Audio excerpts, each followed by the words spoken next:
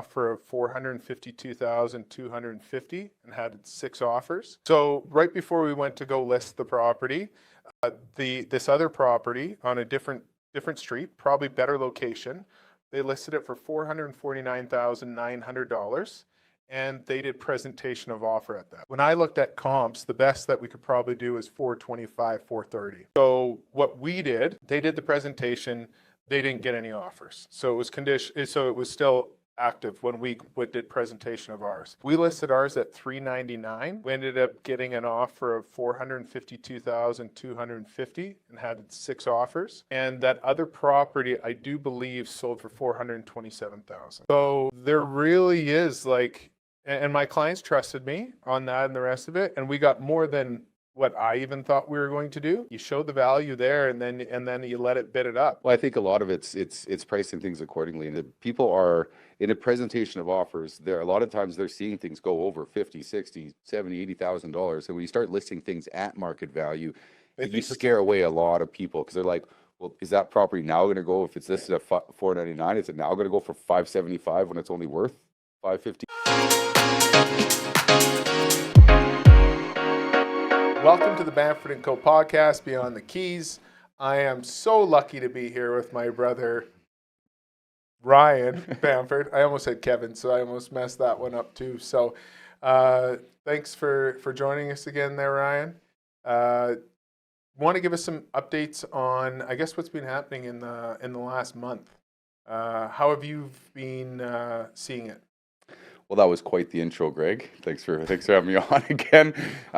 Realistically, the market really hasn't changed a whole lot. Is it still we're a lack of supply, and that means a ton of demand out there in the market. I do think that maybe things slow down a touch since school's been out, and we started to see a little bit of vacations. We're just close to the end of July here when we're shooting this, but I do think that that's pretty typical at this time of year. I also have seen some people get some pretty good deals just with not as many people. Maybe more people are on vacation, getting some of those family time in and that kind of thing. But realistically, is that this market is moving as fast as the listings come on the market. It's interesting. I thought that. Well, first off, that I think that the market was going to stay as strong as it was in May and June. And I think you are right. Historically, we do slow down in July and August. Yeah. Right? Just because, but we didn't have, June really wasn't even summer yet. We had a bunch of smoke. It wasn't that nice out. And then July, I guess around July long, was the first time we actually got some nice, really warm weather. So I think that you are right that it's slowed down a little bit more. And we're also not seeing as many properties come to market as what we did in May. I think we've looked at May, June, and then July, right? Well, right now in May we had 903 properties come to the market. In June, we had 789. And as of July 22nd here, as we're looking at just shy of 500 that have come into this market as well. But that's our spring market as well, that's when we're going to have the majority of people that are bringing properties to the market. I think that a lot of those people that have bought in February, March, those kind of things, maybe April, some of those properties were coming onto the market as well, right? But realistically, things have been moving as fast as they've come onto the market in the last little bit. Yeah. Because right now we're sitting about around 875 listings, but I don't know, as of today, 200 and some of them are conditionally sold. Yeah, as of today, we have 626 active listings. Okay, and then right now we have conditional offers of 234. So in total, 859. But, that active number is actually what we're looking for. That's 626. Wild. Yeah.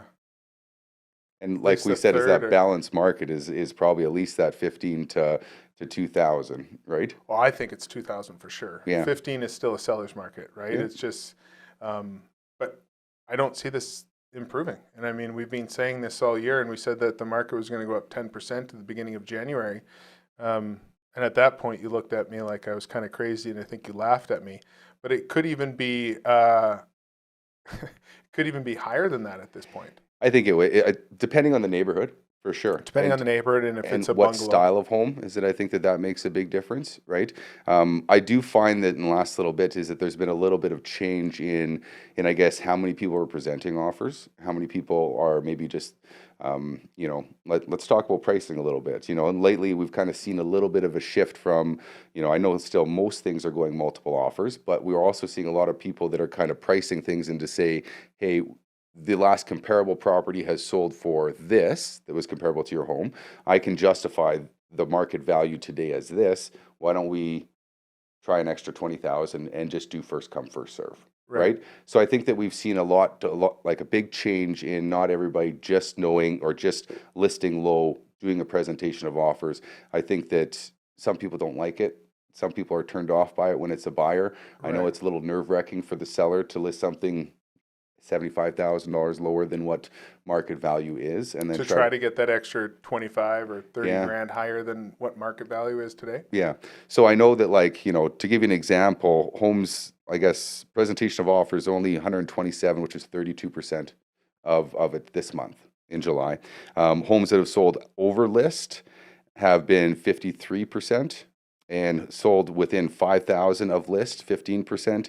And then we've also seen or under 5,000 of lists being 30%. So I think that's also a little bit of how people are presenting it, right? So if they're pricing it at the top market value, asking it a little bit more, that's why we're seeing some of those things come down as well. What's your thoughts? Is that? I agree. I think people are pushing prices way higher than they possibly can. Yeah. And I think that, and they're getting, I mean, they're becoming unsuccessful on it, right? Because once a property sits in the market 2 to 5 days, especially in today's market, people are thinking there's something wrong with it, right? So I find that there's a very fine line to being able to price it as high as you possibly can without overpricing it. Mm-hmm. But now what's happening is that, I mean, it's our job as realtors to be able to give that number and to really tell our clients, like, you can't push it to that. Maybe we might get that offer. Right. Like, the thing is, if you price it here, you might actually get that list price that they're wanting.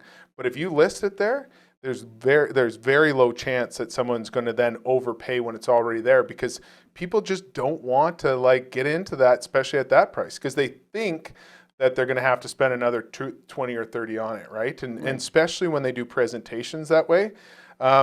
So we did I won't tell you the exact addresses, but 2 properties in Hampton Village, both 2 stories, 1,293 square feet, finished basements, detached garages. One had a little bit better development in the basement, and then my listing had a hot tub. So probably quite equally the same property. So right before we went to go list the property, this other property on a different street, probably better location, they listed it for $449,900, and they did presentation of offer at that price. When I looked at comps, the best that we could probably do is 425, 430. So what we did, they did the presentation, they didn't get any offers. So it was so it was still active when we did presentation of ours. We listed ours at $399. We ended up getting an offer of $452,250 and had 6 offers. And that other property, I do believe, sold for $427,000. Mm-hmm. So there really is, like, and my clients trusted me on that and the rest of it, and we got more than what I even thought we were going to do. But at the same time, that's it. You show the value there, and then you let it bid it up. And were they wrong to start at $449,900 on the other one? Well, you know what? They probably could have listed it for $450 and not did presentation of offers, and probably got an offer immediately, right? So I think that they left at least a couple, like, $20,000 on the table. Yeah.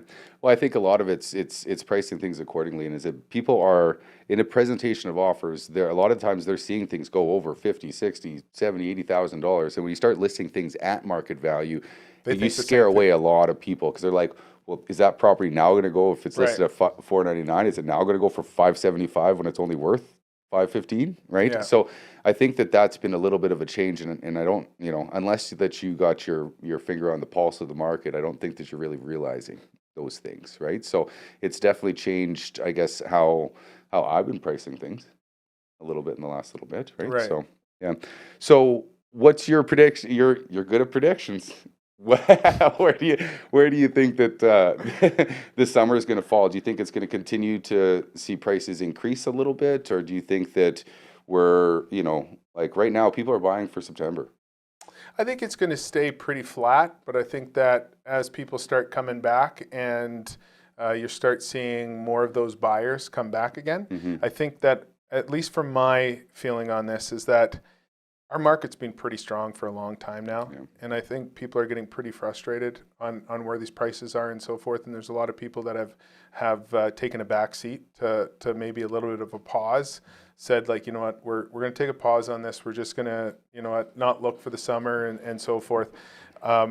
Historically, the fall has been really strong in Saskatchewan, right? September all the way to almost like the middle of November. Yeah. That's like, it's a super strong time. So I see us like, because we've had a lot of listings come out lately, and you're able to see kind of how many people are kind of seeing these properties, and there's not as much as there was in May for sure, and especially in June. So I think you'll probably, if it stays warm, I think there's going to be a lot of people that are just taking a break, even in the condo market. Like the condo market, we saw things moving way faster than what they historically were. Yeah. And then what happened is that now that the summer came in, I think everybody's kind of taking a break, or they just have a different priority, right? So I believe that you're not going to see the prices increase a ton, but you're starting to see stuff that on the higher end, the inventory, it's dwindling. There's a lot of higher priced properties that have sold, which just shows that like it's selling, and that's now the new market price. And so those higher end properties are getting way more showings than what they have lately. Well, imagine 2 years ago is that we didn't see, $2 million, $3 million properties. There's just more money in Saskatoon than there has been in the past years. Is that correct? Like, or at least starting to spend. Yeah, I think the money's always been here. I think that there's a ton. Saskatchewan and Saskatoon has always been super conservative. I mean, you didn't see Maseratis, you didn't see all these high-end vehicles even a decade ago, right? You saw a couple, you saw Porsche and so forth, but you didn't see them all the way that they were. And now it's like people are willing to spend a little bit more on their vehicles. We saw that first. And now construction costs have skyrocketed, and just the property value have went up. So that lot itself, sitting in Nutana on a 37-foot lot, to even find a property, those like beginner starter homes have now went up to 500,000 or 450 or 600. So if somebody wants to buy in those locations, they got to if to build a higher end home, you've got to tear down a $600,000 house to be able to be in that location. And so add that on top of construction costs being at an all-time high. Just talking to Bella Vista Developments, and they were just saying that since they started their project on 13th Street, beautiful home, it's ready to be moved into, and they said that the cabinet costs have went up, so in the last about 8 months, 35%. And they went up 100% previous to that since the beginning of COVID. Yeah. So I think that overall just everything costs more money, right? And so I think when you're saying there are more people that are willing to spend money because now they need to. So what we're seeing is that person that said their budget was $1 million, now we're raising it to 1.2, 1.3, and now are super frustrated that houses are 1.5, 1.6. But at the same time, to get that house, you got to and build it, you're 1.8, 1.9. So I think that in the next 2 to 3 years, we're going to see a lot more of those or higher end properties, because if you're wanting to get into established neighborhoods, I mean, most of these lots, even in brand new neighborhoods, are starting at 400,000 for these walkouts for the nice ones, right? Yeah. So I think that we've got more people that can spend the money, but at the same time, the cost is just going up, and people want a lot. But there's still anybody that's moving here from other centers, they're like, it's a deal. Well, it's a deal, but they also thought it should be cheaper. Fair enough, yeah. Right? Like everybody's moving. Depending when they started looking, exactly. And if you've been waiting for 2 years, it's a big difference in those prices, right? So I'm thinking if you're looking at buying a luxury property right now, buy now, because in 2 to 3 years, you're going to be looking back and being like, oh, I just made a lot of money. Well, it's supply and demand, and there's only so many locations that are going to hold you're going to be able to build those real luxury properties. That land value is like even when you were talking about the one on Sask Crescent as well too, is that just in a couple of years we were talking that we thought that it would increase by maybe 250. You Right. know, like, so there's, you know, I do think that you're right, is that a lot of those things are getting picked up right now, and people are starting to, you know, starting to build those things. But at the same time, I do agree in the next couple of years is we're going to see more and more. The people, I think the understanding's just starting to happen and be like, this is the new price point, these are the new costs that are actually happening, and we either gotta jump on board or stay in what we have. Right. And I do believe in especially a lot of the older mature neighborhoods, right? Like if you're looking at Sask Crescent or if you're looking at University Drive or even like in the Grosvenor area or like there's a lot of different places in Saskatoon, Sask Crescent, like the next person that ties that house up will be probably tying it up for 20 to 25 years, right? Very well, Like yeah. they're like maybe even 30 years, depending on what the age is. Because a lot of the times the people that are buying these properties are 45 to 55 years old. So, I mean, they're probably going to be in there to the 65, 70 years old. So Yeah, they're, they're gonna they're raise their kids, they're and gonna there raise their there isn't as families, and many of these neighborhoods as there are, and if you go to Calgary, right? Like, and yeah, so there just isn't as much. So these prices will skyrocket. Like there was one lot, it was 100 by 200, so 100 wide, 200 deep. I mean, the property was bought for 2.8 million, 30,000, and that's the lot value. So they're going to tear that house and build on something. right. So you are seeing that money being spent, but it's like, okay, how are we going to find that location ever again? You're Yeah, not. That's I a get it. that's a one of one, right? That's a one of one that hasn't been picked up. So even that one that we had on Sask Crescent there, I mean, it had multiple offers, but it was a great lot with an amazing house. So whatever you're looking for, there's value there, and that was a 56 wide lot by. I think it was 125 deep, right? So it's like that's still lots there, but I mean, it just highlights kind of how in demand these things are. Yeah, I agree, and I don't think that's like you said, that's not going to change. Is that there's just going to be more and more demand on those type of things. Is there anything else that you want to touch base on with what's happening in beautiful I, Saskatoon right now? I think that one thing that I think we're seeing a lot of, just because we've had success in it, is a lot of people that are their parents are either passed away in estate sales or they're moving out of those homes that have been there for 35 to 45 years. There's a lot of work that needs to be done to them. And so I think that realizing that it's going to be a journey to get these properties ready for sale, and if you're going to want an evaluation or if you're going to want to talk to somebody, it's going to take some time. So Yeah. phoning in that agent, like someone like ourselves that can come in and kind of give you a roadmap of saying like, here's some things that you can do that don't cost a ton, that you're going to have a major return, and here's all the different contractors and so forth that you can use to be able to do it, because it's a lot of work, and unfortunately, I mean, losing someone is, I mean, unimaginable, right? And so there's a lot Yeah. of things going on there, but I think figuring it out and having a team to support you on that, I think is super important. But we're seeing that a lot, right? There's a lot of times that we're moving people out of their bigger houses or their houses they've been in a lot, and I think just keeping in mind that it does take time. And it's not 3 months, 6 months, it could be a year. But starting now is probably the best thing, and then understanding kind of where you're going. Well, it's being proactive rather than reactive. Is that a lot of times, well, you know, obviously not maybe in a family death, but just with lifestyle and health and those kind of things, that when people are looking at it prior to needing to move, is that that's, you know, that's a big thing to be looking at. And like you said, is that there's, you know, what you accumulate over 20 to 30 years, is it sometimes takes a long time to be able to pass that on to maybe, you know, maybe dispose of certain things. Yeah, I wonder what the So data on it, how many years you spend in the house is 1 week for how long you need to get rid of it. No, I think that's a per per person person, basis. oh, it's Yeah, true, yeah. for sure. But I do think that, like you said, it takes a team, and to be able to have that instead of just the family members doing, is that we actually have all the people in house to be able to take care of that and to make the transition as seamless as possible. I guess that's our job, is to make people feel comfortable through it and to guide them through it, and be able to give them the right education so they can make educated decisions. For sure. Like we had Nimble Moves on earlier, and then as well as Natasha was the one that referred us. Natasha a lot of times can come in, help you sort through, help you figure out what you're emotionally attached to, what you want to keep, but what you can donate, sell, and then also recycle, right? And I mean, it having somebody in, for a little bit amount of money saves a lot of time, stress, and makes it an easier process for everybody. Well, and right? it gives you somebody that is experienced doing it as well too, that knows exactly where to take these things, exactly who to give them, and even if they're shipping off to kids or something like that, they can even pack them up and just take care of things. And I know a lot of our clients, they appreciate that we just take care of a lot of things, and not to say that your belongings are something that we're going to do, but we are the right people that can help you in that process, right? So.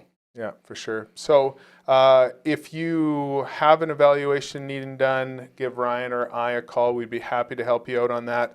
If you're looking to buy in this market, we're willing to sit down with you and kind of go over kind of your individual strategy, because every I guess price point in every neighborhood is different in what the plan is, and so we try to strategize something that, or create a strategy that works best for you, and we'd love to work with you. So thank you for joining us on our podcast once again, and we hope you have a beautiful day.